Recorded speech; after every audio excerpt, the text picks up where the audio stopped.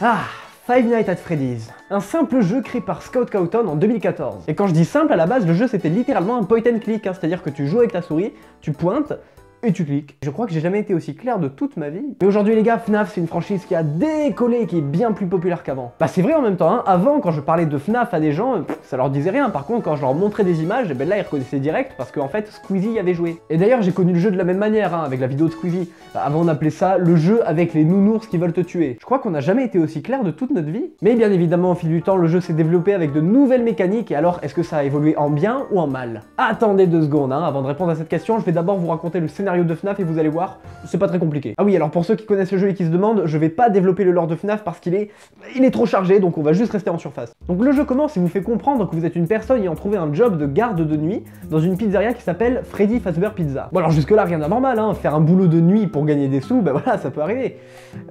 Non, alors pas ce genre de boulot de nuit, hein. Et la petite particularité de cette pizzeria, c'est qu'elle détient des animatroniques, donc des robots en fait. Alors il y en a 4, il y a Freddy, Bonnie, Foxy et Chica. Enfin, il y en a 4, en surface seulement. Et donc vous commencez votre boulot tranquillement, dans un petit bureau, voilà. Et il y a un mec au téléphone qui a préenregistré des messages pour vous expliquer comment fonctionnent les différents éléments qu'il y a à votre disposition. Alors d'abord, vous avez bien sûr les caméras pour observer tout ce qui se passe autour de vous dans la pizzeria. Vous pouvez éclairer les couloirs qui sont à votre gauche et à votre droite, et vous pouvez fermer les portes de ces mêmes couloirs. Et bon alors là, je pense que vous savez tous ce qui va se passer dans le jeu. Les animatroniques censés être désactivés pendant la nuit vont se mettre à bouger dans le but de vous décalquer la tronche. Et donc là, bien évidemment, le but, ça va être de pouvoir gérer les caméras, savoir où se trouvent les animatroniques, fermer les portes au bon moment, éclairer au bon moment, et surtout ne pas tomber à court de batterie. Ouais, parce que quand vous avez plus de batterie, vous pouvez plus rien faire, hein. Vous êtes plongé dans le noir, donc voilà, plus de caméra, plus de lumière, plus de portes, et en général vous vous faites buter très vite. Chaque nuit se déroule de minuit jusqu'à 6h du matin, dans le jeu, hein. Bon alors honnêtement, en tant qu'étudiant, je trouve que les horaires sont assez cool, hein, parce que bosser après minuit, j'ai l'habitude. Ouais c'est bon, faites pas genre les gars, on a tous déjà tryhard un TD jusqu'à 1h du mat,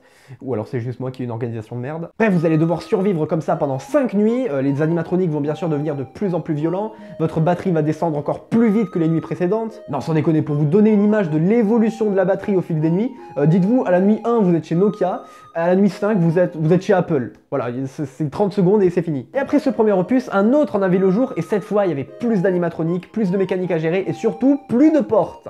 Parfait. D'ailleurs, fun fact, hein, FNAF 2 c'est le seul FNAF auquel je n'ose réellement pas jouer. Les screamers sont beaucoup trop violents pour moi. Et alors plein d'autres jeux ont suivi, et si vraiment on reste en surface, hein, vraiment au sommet de l'iceberg, on peut se dire, bon voilà, hein, le scénario c'est juste, on est dans une pizzeria, il y a plein d'animatroniques qui veulent nous buter, et ça s'arrête là, mais en fait non. Alors je vais vous proposer d'explorer l'histoire un tout petit peu plus en détail, mais pas trop non plus, parce qu'en fait, le lore des jeux récents, je me suis pas du tout penché dessus, donc j'ai pas envie de dire des trucs qui pourraient s'avérer être faux en fait. Bref, c'est parti pour la réelle histoire qui se cache derrière les jeux de FNAF. Il y a un avion qui est en train de passer, donc on va attendre un peu. En réalité, 6 enfants ont été assassinés dans la pizzeria par un homme représenté en violet qui sera nommé le Purple Guy. Et donc les âmes des enfants se sont mises à hanter les animatroniques et veulent se venger de leur bourreau. Et alors là, attention, hein, je suis pas du tout sûr que ce soit confirmé, mais certains disent que les animatroniques s'attaquent à vous parce que vous êtes un adulte, et comme ils sont fait tuer par un adulte, pour eux, tous les adultes en fait représentent un danger. Et attention, cette histoire, elle vous est pas donnée comme ça gratuitement, hein, c'est à vous de la découvrir, par exemple en lisant des affiches qui apparaissent à certains moments sur des murs, donc voilà, il faut bien observer à travers les caméras. Il faut aussi que vous jouez à des mini-jeux que vous devrez vous-même dénicher, donc des mini-jeux secrets en fait. Et bien sûr, entre tous ces éléments, vous allez être amené à vous poser plus de questions, et il va falloir encore plus trouver des éléments pour pouvoir y répondre. Et bien sûr, plus il y a de jeux, plus il y a de réponses aux questions, hein.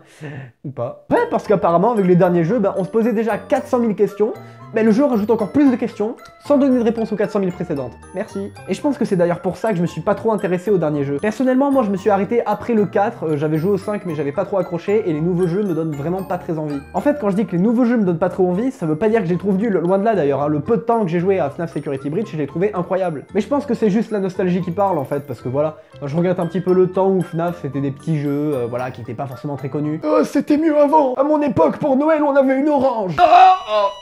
Donc pour répondre à la question du début, en fait les jeux ils ont pas du tout évolué en mal, hein. Au contraire, hein, les nouvelles mécaniques elles apportent un vent de fraîcheur à la franchise, mais voilà, moi je regrette un petit peu le côté simpliste des anciens jeux. Et d'ailleurs n'hésitez pas à me dire ce que vous pensez du nouveau jeu en commentaire, hein, je me ferai un plaisir d'y répondre. J'adore répondre en commentaire. Va te faire foutre. Bon et sinon aussi, peut-être que certaines personnes en ont entendu parler, mais il y a un film FNAF qui va voir le jour. Et quand je dis un film, c'est un vrai film, hein, qui va sortir au cinéma, tout ça, c'est pas juste un court-métrage YouTube. Ça devrait sortir l'année prochaine au ciné, et d'ailleurs voici les premières images officielles. Et franchement là, je sais pas si vous vous rendez compte de l'ampleur que FNAF a pris. Non mais genre je veux dire, on pouvait s'attendre à un film Mario, on pouvait s'attendre à un film Sonic, on pouvait aussi potentiellement s'attendre à un film d'animation Zelda, voilà, je sais pas, on sait jamais. Mais là, un film FNAF.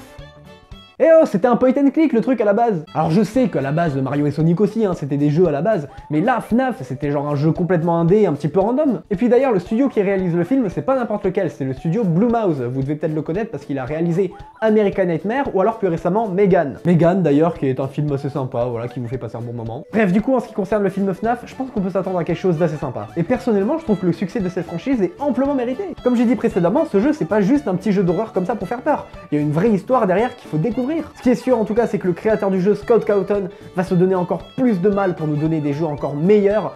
Et ah bah non, pardon, il est parti en 2021. Quand je dis qu'il est parti, c'est que juste il a lâché la production des jeux, hein, il est pas mort. En tout cas, ce qui est sûr, c'est qu'on peut tous lui dire un grand merci d'avoir créé cette franchise qui continuera de vivre assez longtemps, si vous voulez mon avis. Thank you, Scott Cawthon. Hello from France. Be proud of you. Bref, FNAF c'est une super série de jeux que je vous conseille fortement. En plus, vous pouvez y jouer en VR hein, pour les plus braves. Donc voilà, FNAF il faut y jouer.